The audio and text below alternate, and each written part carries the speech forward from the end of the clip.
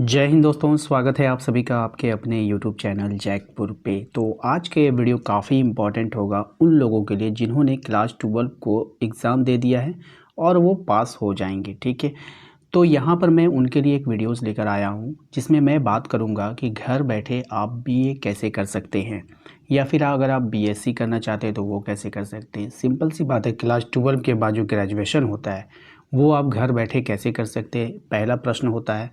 दूसरा प्रश्न होता है कि भैया क्या मैं बीए के साथ कोई और कोर्स कर सकता हूँ, जैसे कि कुछ लोग नर्सिंग करते हैं, कुछ लोग आईटीआई करते हैं, उनका भी मैं कन्फ्यूज़न दूर करूँगा। कुछ लोग ये चाहते हैं कि भैया मैं बीए भी कर लूँ और मुझे इतना वक्त मिले कि मैं जॉब की तैयारी भी कर लूँ, क्योंकि जॉब की बेहतरीन तैयारी में कम से कम 1 से 2 साल का समय लग ही जाता है। तब जा कर के आप एग्ज़ाम को क्रैक कर पाते हो, क्योंकि कंपटीशन काफ़ी ज़्यादा हो चुका है। तो यहाँ पर तीनों सवालों का जवाब मैं देना चाहूँगा। देखिए, घर बैठे बीए कैसे करना है आपको। एक यूनिवर्सिटी है, एक यूनिवर्सिटी का आपने नाम सुना होगा। यूनिवर्सिटी का नाम है Indira Gandhi national open university, जिसको हम लोग शॉर्ट में इग्नू बोलते हैं। ठीक है, आपने इससे पहले इसके नाम तो सुने होंगे। ठीक है, इग्नू भारत की जो होती है वो सबसे बड़ी ओपन यूनिवर्सिटी है। क्या है?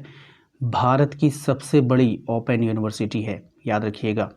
इसकी स्थापना 1985 में हुई थी और ये सरकार के द्वारा मान्यता प्राप्त यानी यूजीसी अप्रूव्ड विश्वविद्यालय है। ये एक विश्वविद्यालय है, एक कॉलेज है जो कि ओपन है, यानी कि यहाँ पे रेगुलर क्लासेस नहीं होती है, सिर्फ आपको एग्ज़ाम देने जाना होता है।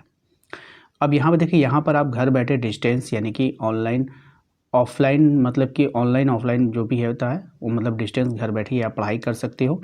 रेगुलर कॉलेज यहाँ पर जाने की कोई ज़रूरत नहीं होती। वैसे संडे संडे क्लासेस होती है, लेकिन बच्चे जाते नहीं हैं। पूरे भारत में इसके रीजनल सेंटर और स्टडी सेंटर हैं, यानी कि अगर आप मेन डिस्ट्रिक्ट में हो, ठीक है, जैसे कि आपको कोई भी, आप जहाँ भी रहते हो आपका कोई मेन डिस्ट्रिक्ट होगा। जैसे कि मान लो कि ये मेरा साहिबगंज है, तो साहिबगंज कॉलेज में जो जो मुख्य कॉलेज होता है, इसका मेन कॉलेजेस होता है, वहाँ पर जो है इसका सेंटर है। अगर आप दुमका में हो तो दुमका में मिल जाएगा, रांची में मिल जाएगा, हजारीबाग में मिल जाएगा। यानी कि जो मेन डिस्ट्रिक्ट है ना, सभी जिलों में आपको यह इसका सेंटर मिलेगा। ये कहाँ पे होता है? कॉलेजेस के अंदर होते हैं। ठीक है, अगर आपके ज़िले में अगर 4 कॉलेज है तो 4 में से किसी एक में इग्नू का सेंटर होगा। ठीक है, ठीक है। घर बैठे ग्रेजुएशन कैसे करना है इग्नू से, इसके लिए आपको यहाँ पे देखिए कौन कौन से कोर्स आप कर सकते हैं। यहाँ पे जो कोर्स होगा आपका इग्नू में, बीए कर सकते हैं जो आर्ट्स के लिए होता है, बीकॉम कर सकते हैं, बीएससी कर सकते हैं, बीबीए कर सकते हैं, बीसीए कर सकते हैं, एमए एमकॉम कर सकते हैं, ये सब आप कर सकते हैं। अच्छा, यहाँ पर देखिए कह रहा है कि ड्यूरेशन जो होगा यहाँ पे मिनिमम 3 साल है और 6 साल मैक्सिमम कंप्लीट टाइमिंग होता है। क्या 6 साल लग जाएंगे? नहीं, बिल्कुल नहीं। आपका 3 साल में ये पूरी तरह कंप्लीट हो जाता है, अगर आप हर सेमेस्टर पास करते जाओगे तब।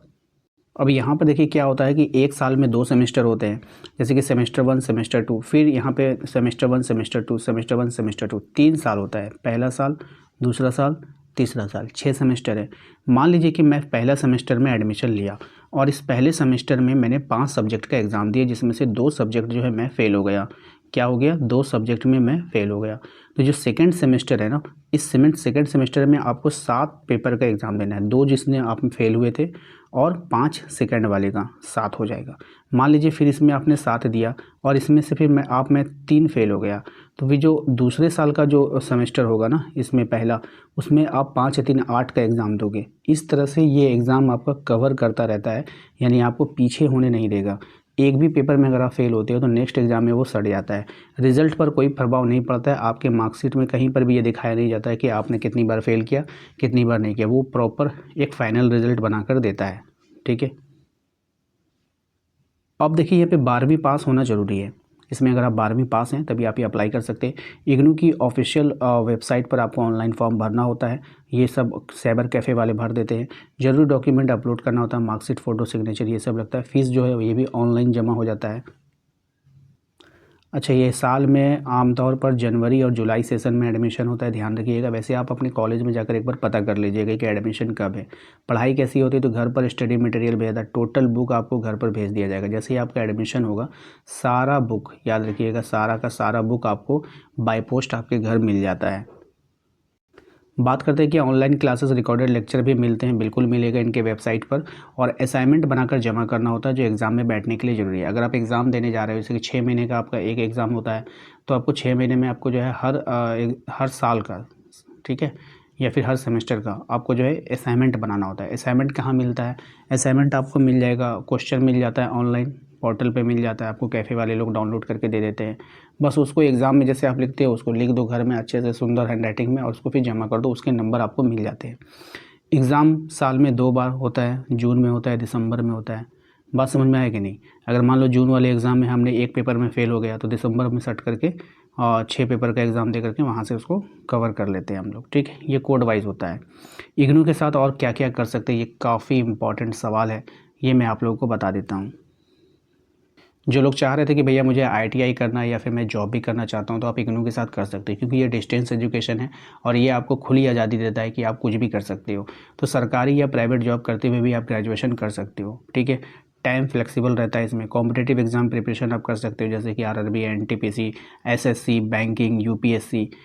इग्नू के साथ ये सब तैयारी आप कर सकते हैं बिल्कुल से, कहीं पर भी कोई रोक टोक नहीं है। आप 2 डिग्री एक साथ ले सकते हैं। एक अगर आपने इग्नू से किया है तो दूसरा आप ITI भी कर सकते हो, क्योंकि इग्नू जो है आपका डिस्टेंस में आता है, ठीक है। बाकी अगर आप कॉलेज में कर रहे हो तो कॉलेज करने के बाद आप नहीं कर सकते। अगर आपने एडमिशन कॉलेज में लिया है तो फिर आप ITI भी नहीं कर सकोगे, नर्सिंग में नहीं कर सकोगे, कोई भी दूसरा डिग्री आप एक साथ नहीं कर सकते।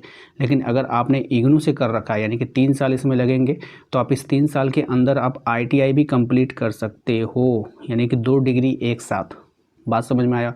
तो आपको ग्रेजुएशन, अगर जो भी इच्छुक बच्चे हैं जो चाहते हैं कि मैं कंपटीशन की भी तैयारी करूं, ITI भी कर लूं और ग्रेजुएशन भी साथ में कर लूं, तो फिर आपको इग्नू की तरफ एक बार देखना चाहिए। काफ़ी अच्छा स्कोप होता है, खास करके आर्ट्स वालों के लिए काफ़ी अच्छा होता है। खास करके गर्ल्स लोग जो कॉलेज जाना नहीं चाहती हैं, या जिनको लगता है कि मेरे पास टाइम नहीं है, या जिनका कॉलेज बहुत दूर है, तो वो ये सब अपना सकती है, इग्नू का रास्ता अपना सकती है, ठीक है। बात आती है कि भैया फ़ीस कितनी होती है, तो BA की फ़ीस लगभग 6,000 से 8,000 प्रति वर्ष इसका खर्च आता है, यानी कि 1 साल का खर्च आता है। और सभी कोर्सों के लिए अलग अलग होता है। यहाँ पे बल्कि मैंने लिख दिया है कि इग्नू किसके लिए बेस्ट होता है, जो रेगुलर कॉलेज नहीं जा सकते हैं उनके लिए ये बेस्ट होता है, ठीक है। और जो जॉब करते हैं, जो आर्थिक रूप से कमज़ोर है, जो कॉम्पिटिटिव एग्ज़ाम की तैयारी कर रहे हैं, ठीक है। और इसके बहुत सारे फ़ायदे भी, एडवांटेज भी देखने को मिला है। क्या क्या एडवांटेज है? फ़ीस कम है, घर बैठे आप पढ़ाई कर सकते हैं, UGC की मान्यता मिल जाती है, फ्लेक्सिबल टाइम होता है। ध्यान देने वाली बात क्या है कि इसमें आपको सेल्फ स्टडी करनी पड़ेगी। क्या करनी पड़ेगी? सेल्फ स्टडी इसमें करना पड़ेगा। असाइनमेंट समय पर आपको जमा करना है। जो टाइम टेबल है आपको, मतलब कि महीने में एक बार घूमने फिरने के इरादे से स्टडी सेंटर आपको जाना चाहिए, वहाँ पे नोटिस बोर्ड पढ़ना चाहिए, ठीक है। एग्ज़ाम सेंटर कभी कभी दूर मिल सकता है, लेकिन मिलता नहीं है, ठीक है। अधिकतर एग्ज़ाम जो इसके देखोगे आप, तो आपका जहाँ पे रीजनल सेंटर जो होता है उसी के आसपास ये मिलते हैं, ठीक है। तो एग्ज़ाम सेंटर कहीं कभी भी दूर मिल सकता है। और हाँ, एक बात इसमें खास क्या होती है कि अगर आप झारखंड के स्टूडेंट्स, आप बिहार से भी इसको कर सकते हो, ठीक है। आप बंगाल से भी कर सकते हो, उससे इसको कोई मतलब नहीं है कि आप कहाँ से कर रहे हो, ठीक है ना। आपका नज़दीकी सेंटर जो है, हो सकता है कि बहुत सारे लोग अब बिहार झारखंड के बॉर्डर पे यहाँ पर है और इनका नज़दीकी सेंटर बिहार में है इग्नू का, तो आप बिहार जा कर के भी कर सकते हो, ओके।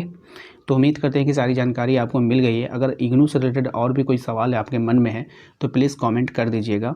और मेरा तो बस यही कहना है कि अगर आप चाहते हो कि आप ITI भी करो, इग्नू भी करो, आप BA भी कंप्लीट हो जाए आपका, और एग्ज़ाम के जॉब की तैयारी भी आप करना चाहते हो, तो मेरा बस एक ही है कि आप देखो भाई, आप इग्नू से कर लो, ठीक है। जो जिनके पास समय कम बचा है, कम समय में तैयारी करके वो जॉब पाना चाहते हैं, तो आप इग्नू से BA कर लो और कॉम्पिटिटिव एग्ज़ाम की तैयारी करो, विद ITI भी कर लो, ठीक है। ये सारा चीज़ आपका एक साथ हो जाएगा।